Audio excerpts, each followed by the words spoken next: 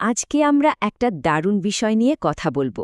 একজন সফল উদ্যোক্তা হতে গেলে ঠিক কি কি দক্ষতা লাগে, এই পুরো আলোচনাটি আমরা সাজিয়েছি বিজনেস কনসালটেন্ট মোহাম্মদ জয়নাল আবদিনের একটি লেখা থেকে। চলুন শুরুতেই একটা সংখ্যা দেখি ৮৫%। বিশ্বব্যাংকের একটা সাম্প্রতিক রিপোর্ট বলছে আমাদের দেশের ৮৫% কর্মসংস্থানই হল অনানুষ্ঠানিক খাতের, মানে এই চাকরিগুলোর কোনো নির্দিষ্ট কাঠামো বা নিরাপত্তা নেই বললেই চলে। তো এখান থেকেই আসল প্রশ্নটা আসে, এই যে এত বিশাল একটা তরুণ জনগোষ্ঠী আসছে, তাদের জন্য ভালো মানের চাকরি আসবে কোত্থেকে? এটা কিন্তু একটা বিরাট চ্যালেঞ্জ। কারণ একদিকে যেমন দক্ষতার অভাব আছে, তেমনি কিন্তু উচ্চশিক্ষিতদের মধ্যেও বেকারত্ব কম নয়। আর ঠিক এই কারণে উদ্যোক্তা হওয়াটা এখন আর শুধু নিজের ইচ্ছার ব্যাপার নয়, এটা এখন দেশের জন্য একটা বড় প্রয়োজন হয়ে দাঁড়িয়েছে। লেখাটির মূল বার্তাটাই আসলে এটা। বাংলাদেশের এখন শুধু চাকরি খোঁজার লোক দরকার নেই, দরকার এমন মানুষ যারা চাকরি তৈরি করবে। দেশের উন্নয়নের জন্য এমন মানুষ দরকার যারা নতুন কিছু গড়তে পারে, সমস্যার সমাধান করতে পারে। আচ্ছা, আমরা তো সারাক্ষণ উদ্যোক্তা উদ্যোক্তা বলছে, কিন্তু এই উদ্যোক্তা জিনিসটা আসলে কি? এটা নিয়ে কিন্তু অনেক ভুল ধারণা আছে। চলুন বিষয়টাকে একটু পরিষ্কার করে নেওয়া যাক। অনেকেই ভাবেন উদ্যোক্তা মানে একটা ব্যবসা শুরু করা, কিন্তু ব্যাপারটা ঠিক তা না। এর আসল মানে হল কোনো একটা সুযোগ খুঁজে বের করা, সেটার জন্য হিসেব করে ঝুঁকি নেওয়ার সাহস রাখা, আর সবচেয়ে বড় কথা, মানুষের কোনো একটা সমস্যার টেকসই সমাধান করে নতুন কোনো মূল্য তৈরি করা। এই স্লাইডটা দেখলে ব্যবসায়ী আর উদ্যোক্তার মধ্যেকার পার্থক্যটা একদম পরিষ্কার হয়ে যাবে। দেখুন, একজন সাধারণ ব্যবসায়ী হয়তো লাভ লোকসান নিয়েই বেশি ভাবেন, কিন্তু একজন উদ্যোক্তা কি করেন? তিনি এমন জায়গায় সম্ভাবনা দেখেন যেখানে অন্যরা হয়তো শুধু সমস্যাই দেখে। ওকে, তাহলে চলুন উদ্যোক্তা হওয়ার সেই ব্লুপ্রিন্টটা এবার ধাপে ধাপে দেখে নেওয়া যাক। তো এর কয়েকটা ধাপ আছে। শুরুটা হয় কিন্তু টাকা দিয়ে না, শুরুটা হয় মানসিকতা দিয়ে। মানে দায়িত্ব নিতে হবে আর কাজ শুরু করে দিতে হবে। এরপর একটা আসল সমস্যা খুঁজে বের করতে হবে, তারপর সেই বাজারটা নিয়ে ভালোভাবে রিসার্চ করতে হবে, বুঝতে হবে গ্রাহকরা কি চায়। এরপর একটা বিজনেস মডেল দাঁড় করাতে হবে, আর সবশেষে ছোট করে শুরু করতে হবে এবং ধীরে ধীরে একটা শক্তিশালী নেটওয়ার্ক তৈরি করতে হবে।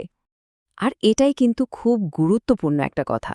ব্যবসা মানে কিন্তু শুধু একটা দারুণ আইডিয়া না, এটা আসলে একটা পুরো সিস্টেম, যেখানে ভ্যালু তৈরি হয়, সেটা কাস্টমারের কাছে পৌঁছে দেওয়া হয়, আর তার বিনিময়ে আয় হয়। শুধু প্যাশন বা আবেগ দিয়ে কিন্তু জার্নিটা শুরু করা যায়, কিন্তু শেষ পর্যন্ত টিকে থাকতে হলে দরকার হয় কিছু নির্দিষ্ট দক্ষতার। মানে শুধু একটা ভালো আইডিয়া থাকলেই হবে না। যারা আসলেই সফল উদ্যোক্তা, তাদের মধ্যে অনেক রকম দক্ষতার একটা মিশ্রণ থাকে। এই দক্ষতাগুলোই তাদের যে কোনো পরিস্থিতিতে টিকিয়ে রাখে। প্রথমেই আসে কৌশলগত দক্ষতা, মানে বড় ছবিটা দেখতে পারা, যেমন সঠিক সুযোগটা চেনা, সমস্যার গভীরে গিয়ে তার সমাধান বের করা, আর খুব দ্রুত সিদ্ধান্ত নেওয়ার ক্ষমতা। এগুলোই ব্যবসাকে সামনে এগিয়ে নিয়ে যায়। এরপর আসে মানুষের সাথে কাজ করার দক্ষতা। এটা কিন্তু সমান গুরুত্বপূর্ণ, কারণ কোনো উদ্যোক্তাই তো একা সফল হতে পারেন না, তাই না?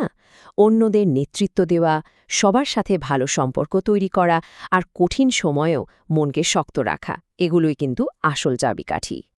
আর সবশেষে যা ভাবা হয়েছে সেটাকে বাস্তবের রূপ দেওয়ার জন্য দরকার হয় বাস্তবায়ন দক্ষতার। যেমন ধরুন, টাকা পয়সার হিসাব রাখা, সেলস আর মার্কেটিং বোঝা, সময়মতো কাজ করা এবং অবশ্যই সৎ থাকা। এগুলোর উপরই একটা টেকসই ব্যবসা দাঁড়িয়ে থাকে। আচ্ছা, এতক্ষণ তো আমরা ব্যক্তিগত দক্ষতার কথা বললাম।